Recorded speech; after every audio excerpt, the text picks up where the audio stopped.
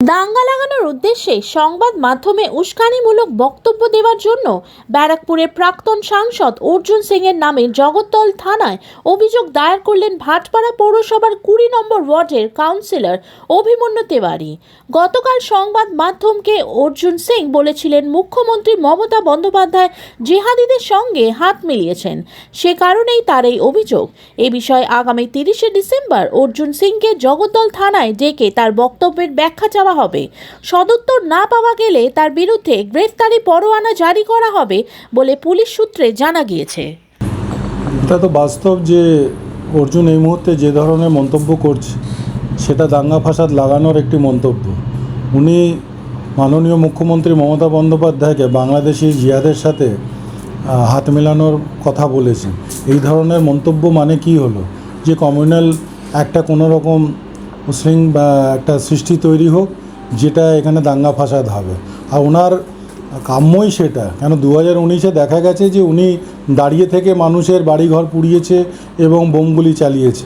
তো উনি মেন্টালি অনেকটাই প্রবলেমে আছেন, উনি মেন্টালি পুরোপুরি অসুস্থ।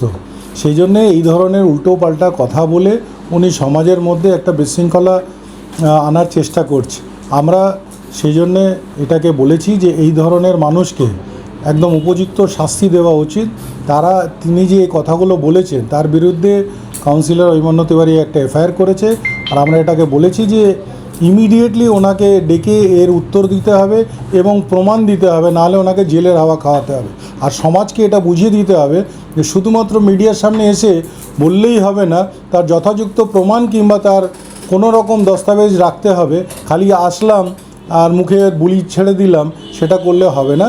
এই সন্দেশটা দেওয়ার জন্য সমাজে এই এফআইআরটা করা হয়েছে, আর এর প্রপার ব্যবস্থা নেওয়া হবে এবং এর শাস্তিও হবে।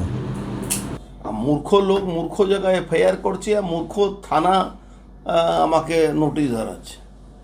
যে রাজ্যের মন্ত্রী বলছে দাওয়াতে ইসলামের কথা, যে রাজ্যের মন্ত্রী বলছে পাকিস্তানে বাংলাতে পাকিস্তান আছে, যে রাজ্যের একজন মন্ত্রী ফিরাদ হাকিম বলছে কি সংখ্যালঘুকে সংখ্যাগুরু করতে হবে, যে রাজ্যের একজন মন্ত্রী সরাসরি বলছে কি পশ্চিম বাংলাতে উর্দু ভাষী 50% হয়ে গেলে তখন আমরা খুশি হব, যে রাজ্যের একজন মন্ত্রী বলছে কি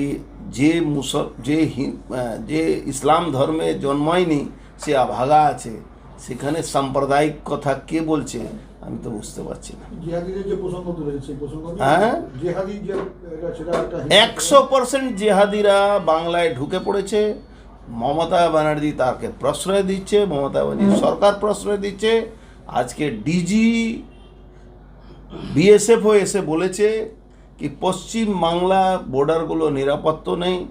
এখানে স্টেট অর্ডার দিয়েছে বিএসএফকে কি আপনারা ডাইরেক্ট এফআইআর করুন, অ্যারেস্ট করুন, ভুয়া যে পাসপোর্ট আছে তাকে গ্রেফতার করুন, আপনারা ওপার থেকে যারা আসছে যে জিহাদিরা তাকে অ্যারেস্ট করুন, সমস্ত রকম অ্যাকশন করুন। আপনার কাস্টমকে নিয়ে, ইমিগ্রেশনকে নিয়ে আপনারা মুভ করুন। যে রাজ্যের ডিজি বিএসএফ বলছে এসে লজ্জা হওয়া দরকার এই রাজ্য পুলিশকে। এরপরেও আমার নামে এফআইআর হচ্ছে। দিদিমণিকে মনে করাবো শুধু একটাই কথা, কি যে পুলিশ অফিসাররা এই আপনার হুগলিতে কি হচ্ছিল ওই কারখানা সিঙ্গুরে রাত্রিবেলা দিদিমণিকে যে পুলিশ অফিসার নাকি মেরে দেওয়ার চক্রান্ত করেছিল, উনি প্রকাশ্যে এসে গান্ধী মূর্তিতে বসে বুদ্ধবাবু খুনি বলছিলেন। যে রাজ্যের মুখ্যমন্ত্রী নন্দীগ্রামে যখন যাচ্ছিলেন চমকাইতলাতে মিটিং করতে, তার সিকিউরিটিকে সিপিএমের গুন্ডারা মারধর করছিল, বম্বিং করছিল, তখন উনি বলছিলেন কি বুদ্ধ ভট্টাচার্য খুনি। তার উপরে তো কোনো মামলা হয়নি। মমতা ব্যানার্জি সরকার এখন পুলিশের সরকার হয়ে গেছে। জিহাদিদের সরকার হয়ে গেছে। বারবার বলছি জিহাদিদের সরকার হয়ে গেছে। কেন বারবার বলছি? আপনি ঘাবড়াবেন না, আপনার বাড়িতেও এসে জিহাদি ঠক ঠক করবে আর বলবে আপনার বাড়ি মেয়ে আপনার বউকে আমি বিয়ে করব। এই পরিস্থিতি আসছে। 1946 সালে ক্যালকাটা কিলিংয়ের পুনরাবৃত্তি হবে যদি এখনো মানুষ সচেত না হয়। এটা সাম্প্রদায়িক কথা না, এটা অরিজিনাল কথা। আমি আমার পরিবারকে নিয়ে বাঁচবো, এটা আমার স্বাধীনতা আছে।